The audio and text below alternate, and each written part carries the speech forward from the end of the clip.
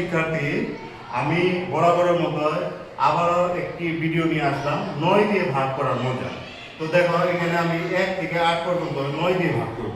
তো এই ভাগ করার একটা মাঝে একটা মজা লুকিয়ে আছে, সেই মজাটা আমি দেখাবো। তো আমরা জানি যে এটা ক্যালকুলেটরতে সবাই আমরা ভাগটা করতে পারবো, কিন্তু তোমরা এটা নিজেই খুব তাড়াতাড়ি দ্রুত করতে পারবে। কিভাবে? যেমন 9 দিয়ে যদি ভাগ করো 1কে, তাহলে এটার ভাগফল 1 হবে।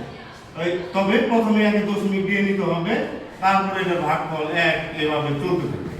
তো 2কে যদি ভাগ করো ঠিক একইভাবে 2 ভাগ করলে 0 দশমিক আগে দিতে হবে, তারপরে এটা ভাগফল 2 হবে।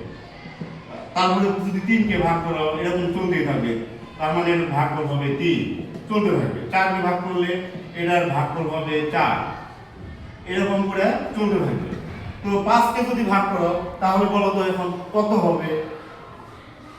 তাহলে দেখো, এখন যদি আমি বলি 6কে ভাগ করো, তাহলে তোমরা অবশ্যই বলতে পারবা।